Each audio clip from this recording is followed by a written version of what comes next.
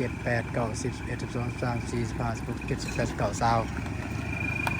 ซ็ต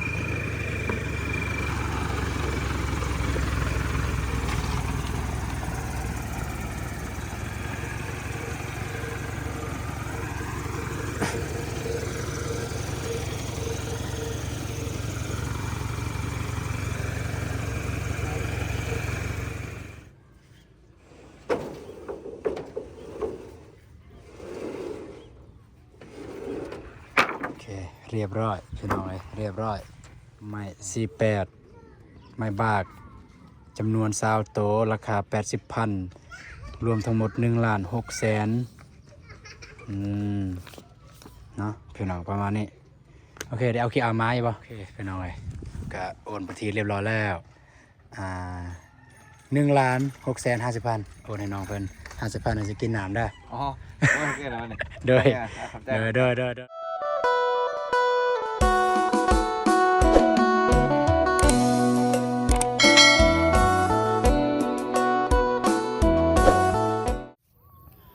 กับทักทายสบายดีเด้อสบายดีพ่อแม่พี่น้องหมดสุขสุขคนก็ยินดีต้อนรับซองอาตูนแนลเส้นเก่าเส้นเคยพี่น้องเนาะจ้ะเมื่อวานนี้บ่ได้ถ่ายคลิปพี่น้องเอ้ยตอนนี้ก็ยังอยู่ห้านโทรศัพท์แต่ว่าตอนนี้ก็เอาโทรศัพท์เครื่องเก่ามาถ่ายพี่น้องโทรศัพท์เทียนะเบาตูนเอาให้น้องสายให้น้องสายมาถ่ายเพราะว่าโทรศัพท์ที่ลุงเลยว่าผู้ใหญ่เพิ่นฝากมาตอนนั้น iPhone 14นี่เบาตูนเข้าอีเมลบ่ได้ในเมื่อเข้าอีเมลบ่ได้ปุ๊บเขาก็บ่สามารถลงคลิปได้ถึงแม้นว่าเขาถ่ายคลิปได้แต่ว่าเขาสิลงคลิปบ่ได้สิลงคลิปใส่ซองมันบ่ได้พี่น้องเนาะพอดีมื้อนี้จำเป็นต้องได้ยึดคืนโทรศัพท์นำน้องสายหันมาใส่มาถ่ายคลิปพี่น้องเนาะแต่ก็คือการว่าจะบ่ได้ชัดเจนบ่ได้แจ้งเสียงเพราะว่าบ่ได้ใส่ไมค์พี่น้องไมค์ใส่บ่ได้ไมค์ใส่บ่ได้สำหรับ iPhone สำหรับไมค์เบาตูนแต่ว่าเครื่อง Samsung ทั่วไปมันได้เบิด iPhone มันบ่ได้พี่น้องเนาะแล้วก็มื้อนี้น้องบองเพิ่นไปเฮือนแม่เฒ่าเพิ่นว่าเพิ่นไปเบิ่งอยากไปเบิ่งถั่วดินที่แม่เฒ่าเพิ่นปลูกแล้วก็แม่เฒ่าเพิ่นว่ายังน้อยนึงบ่แล้วเพิ่นว่าเพิ่นอยากไปเบิ่งซอยแม่เฒ่าว่าซั่นป้าตูนก็บอกอยู่ว่ามื้อนี้บางทีจะได้ถ่ายคลิปเพิ่นว่าเป็นอย่างเดียวถ้าทันมื้อแลงสิมาถ่ายมื้อแลงเพิ่นว่า1 2 3ก็คือมื้อนี้ป้าตูนได้สั่งไม้พี่น้องได้สั่งไม้เส้นเพื่อได้เฮ็ดห่านก็คือห่านบอลนั่งบอลอยู่นะบอลนั่งบอลอยู่ของเฮ็ดเฮือนอันนี้พี่น้องเลยนี่เพราะว่าไอ้เคยป้าตูนมาเบิ่งแล้วเมื่อเช้านี่เพิ่นว่าบ่มีไม้เพิ่นบอกให้ก่อก่อนพี่น้องเพิ่นบอกให้ก่อก่อนแต่ว่าเงินเนี่ยซื้อเลขเรียบร้อยแล้วก็เฮ็ดแบบนี้ก่อนเลยก็ได้ตัดหลังคาก่อนแต่ว่าต้องได้ซื้อไม้เนี่ยต้องได้ใส่อยู่แล้วไม้เส้นพี่น้อยสมมุติเจ้ากอเนาะกอบัดกอตอนแรกๆอยู่นี่มันก็บ่ได้ใส่เนาะบัดสูงขึ้นเขาก็ได้ใส่บ่ว่าแต่กอโบกคือกันเอาไงเอาก็ไม่แต่ว่าเราท่าพี่น้องเราท่าทางพนักงานเพิ่นมาส่งใหม่ตอนนี้เบาตูนได้โทรหาเบาเจ็บแล้วบอกเบาเจ็บเพิ่นไปสั่งซื้อใหม่ให้แน่เพราะว่าเพิ่นนอนท่าแตงเพิ่นเนาะเบาเจ็บเพิ่นนอนอยู่พุ่นเบาตูนก็เลยหาเพิ่นไปซื้อให้แน่ว่าไปสั่งนะหลังจากที่สั่งแล้วก็เอาใหม่มาส่งเบาตูนสิจ่ายเงินอยู่นี่เลยในจำนวน20โตตามที่สั่งเพิ่นเว้าพี่น้องเนาะ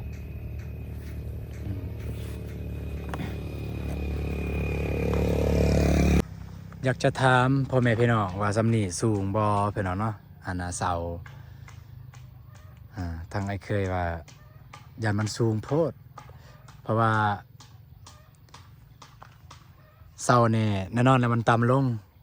เพราะว่ายังได้แอมขึ้นเด้พี่น้องครับสมมติว่าเสาเนี่ยในหัวเสาอย่างนี้เนาะสมมติว่าสูงจังซี่เลยยังได้แอมขึ้นพี่พุ่นหอดหลังคาเลยนะเพราะว่าสไตล์โมเดิร์นพี่น้องแบบนั้นก็ ทางไอ้เคยเพิ่นก็เคยเฮ็ดอยู่เพิ่นก็บอกว่ามันบ่อยากกันนั้นปานใดกันเฮ็ดสูงมันก็สูงโพดเพิ่นว่ามันบ่งามแต่ว่าเฮือนมันก็ติดทางแหน่จักหน่อยแน่นอนล่ะเวลาเฮ็ดเฮือนก็เพื่อให้คนอื่นเบิ่งนํว่าเฮือนเฮางามหรือบ่งามนะเพิ่นสิมาดำเนินเฮ็ดมื้อนี้เลยแต่ว่าไม่เพิ่นว่าบ่มี บ่ตูนก็บ่ฮู้ว่าเพิ่นสิมามื้อนี้พี่น้องก็มันบ่ฮู้ว่าเพิ่นสิมามื้อนี้ถ้าเพิ่นได้บอกแต่เมื่อวานนี่สิสั่งซื้อแต่เมื่อวานนี้เลยไม่บ่ฮู้ว่าเพิ่นสิมาเฮ็ดมื้อนี้นะก็ว่าก็บ่ติเพิ่นดอกก็บ่เป็นหยังพี่น้องเดี๋ยวเฮ็ดเทื่อละอินเทื่อละสินเทื่อละอันก่อนก็ได้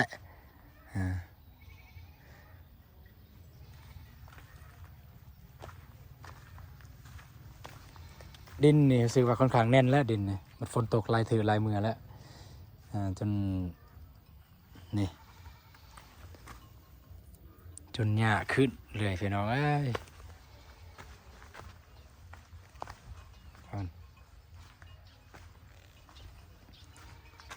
พี่น้องยังมีจะได้เงินนี่20,000บ่ฮู้ว่าเอาได้หรือบ่เอ้ย50,000คันน้อยเห็นนี่เสร็จเด็กน้อยมาเอาจ้ะกาแฟกำลังคักเลยพี่น้องนี่ว้าจ้ะนี่กาแฟกำลังงามเลย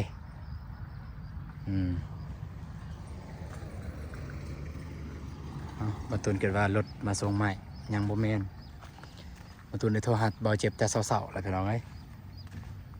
บอกเพิ่นนั่นเอาบอกเพิ่นไปซื้อใหม่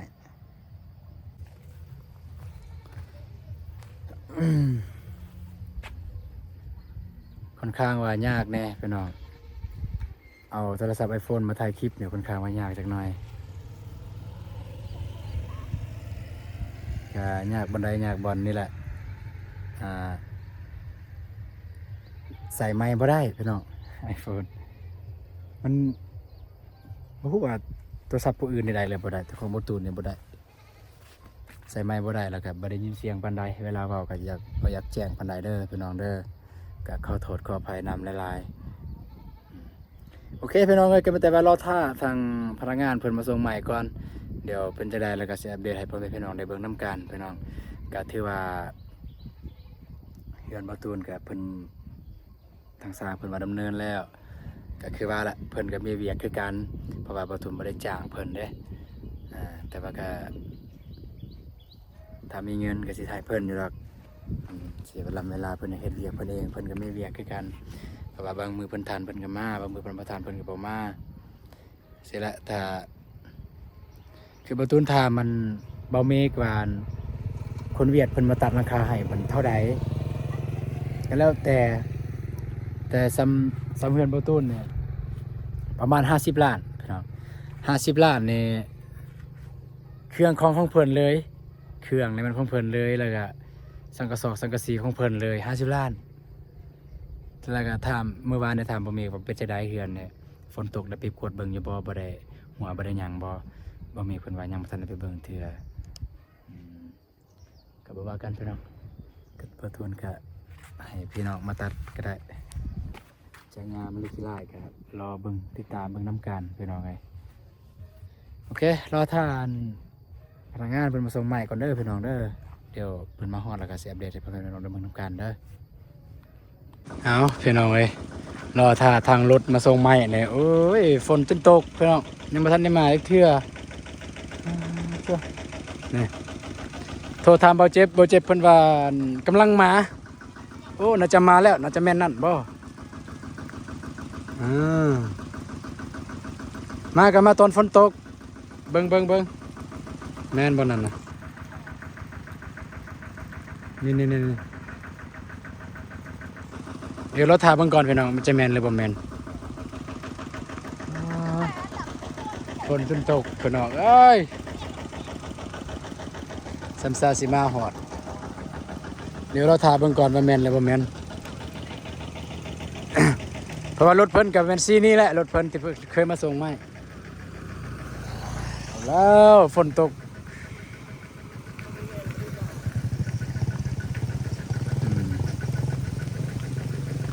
นั่นเลยฝนตกไปหลบฝนก่อนเด้อ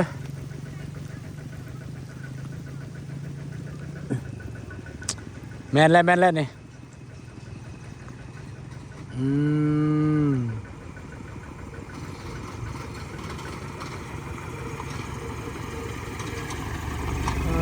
เจ้าพอดีฝนตกเลย1 2 3 4 5 6 7 8 9 10 11 12 13 14 15 16 17 18 19 20 เซต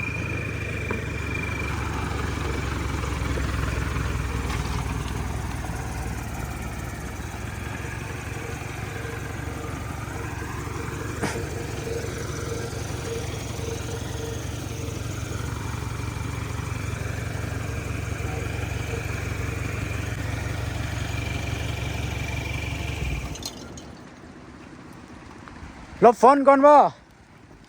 หลบฝนก่อนพุ่นไปหลบฝนอยู่พุ่นก็ได้เอาน้องไปลงก็ได้พุ่นเฮือนพุ่นไปหลบฝนก่อนหลบฝนก่อนไปหน่อยหลบอีกเฮือนอ้ายเนี่ย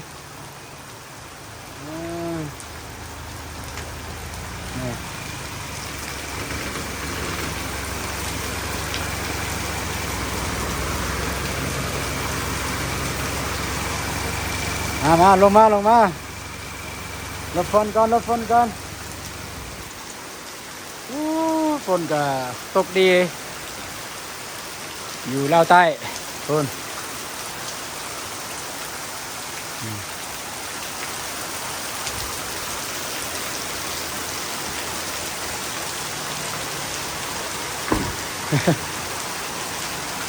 อยู่ในรถนั่นแหละจึงบ่เปียกไปหน่อยฝนเอื่อนแล้วไปหน่อยเอ้ยไปเอาไม้ลงกระจายเงินจ่ายค่ำไปหน่อยให้น้องเพิ่นมาส่ง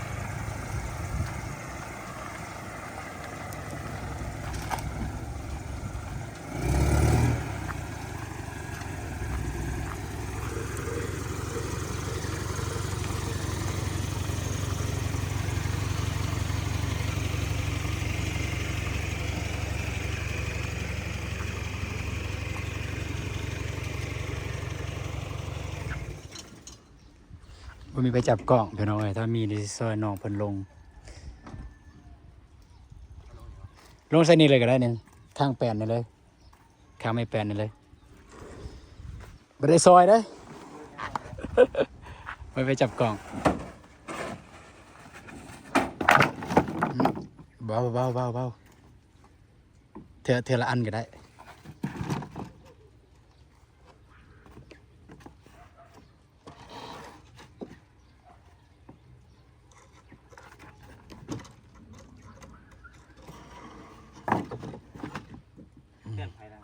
ฮะแป้นบ่เฮือนเนี่ยบ่ของอ่านนี่แหละอันนี้ข้าวนี่เลยก็ได้บ่วางอยู่เทิงก็ได้อยู่นี่เลยก็ได้บ่ใส่แล้วนะอยู่นี่เลยก็ได้เทละอันก็ได้ถูกบ่ฮะ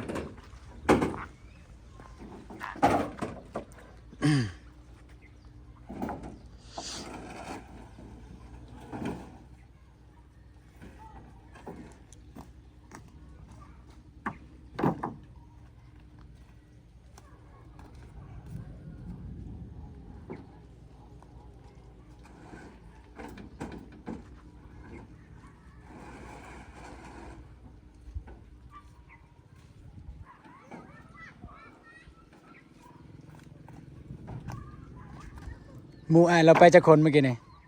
หมู่อ้ายเราไปจักคนเดียวป่ะ2ป่ะ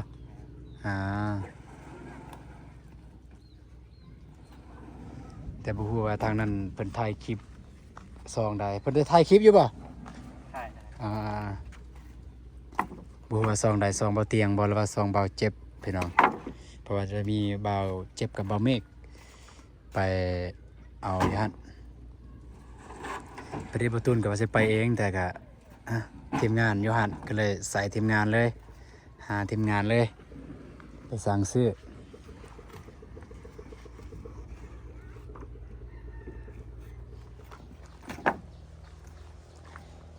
ถ้าไปถ้ามาจนฝนตกพี่น้อง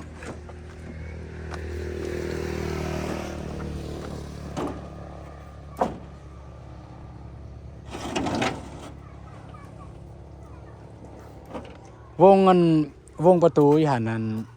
คือวงปงเอี่ยมวงยาวๆเนี่ยวงยาวๆคือมันจะได้ยาวๆสิประมาณวงเท่าไหร่ ตอนนั้นล็อก โดย ไม่แค่นครับแค่นกับซี ไม้แคน400,000คันไม้แดงเด้ไม้แดง500,000แล้วก็ประตูใหญ่ๆหั่นประตูเนี่ยประตูหน้าเนี่ยตัวใหญ่เลยใหญ่สุดหั่นตัวไว้อยู่บ่อนนั่นเท่าไหร่หั่นวง4 ล้านบ่ 7 ล้านโอ้เจ้าสมมุติว่ากับเป็นบ้านประตูเลยสมมุติอยากได้แบบว่าเพราะว่าใส่แหวน เป็นสุดเลย แม่เป็นสุดเลยสุดหนึ่ง ที่ฝ่าย 10 ปลายกว่าล้าน แม่ อืมเพราะว่าประตูนก็มื้อนั้นลืมถามทางแม่เพิ่นเลยถามลูกชายเพิ่นก่อน วันนี้เงินจะสิไปซื้อเอากับทางหน้าเนี่ยว่าจะได้อันไม้หั่นแหละใส่ไม้แต่ก็ใส่แว่นสมมุติว่าเฮาออกแบบให้เพิ่นก็เฮ็ดให้ตามเฮาออกแบบบ่ แม่ อ๋อตามเฮาออกแบบเลย แม่ อ๋ออืม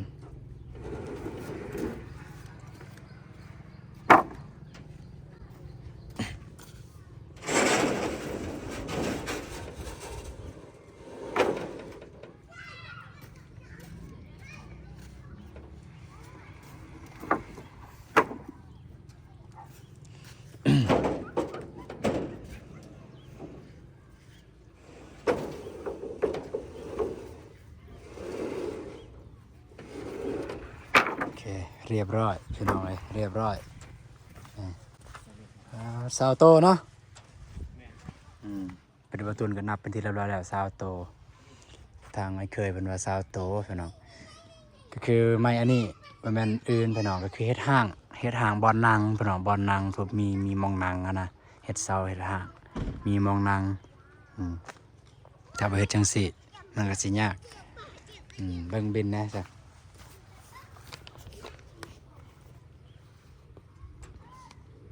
ไม้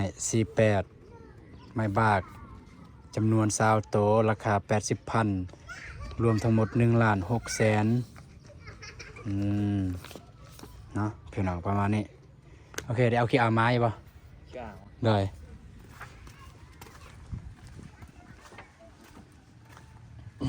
เพราะว่าสิโอนพี่น้องไงสิโอนให้น้องเพิ่นเลย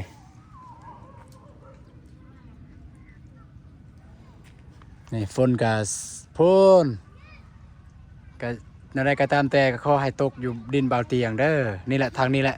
บอลมืดๆนี่แหละเข็ดเป็นมืดนี่แหละดินเบาเตียงบ่แม่นทางนี้ดินเบาเตียงโอเคมาคิดว่าโอเคไปหน่อยก็โอนไปทีเรียบร้อยแล้ว1,650,000โอนให้น้องเพิ่น50,000น่าจะกินน้ำได้ อ๋อโอเคแล้วเนี่ย โดย โดย ก ลับกัน โดยเดินทางปลอดภัยเด้อโดยจริง เห็นได้เลยครับซื้อ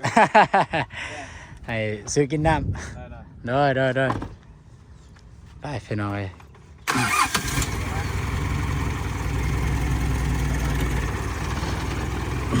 ระวังเดินรถเดินทางหน้าเด้อโอเคไปเลยฝาห้องพี่น้องเอ้ย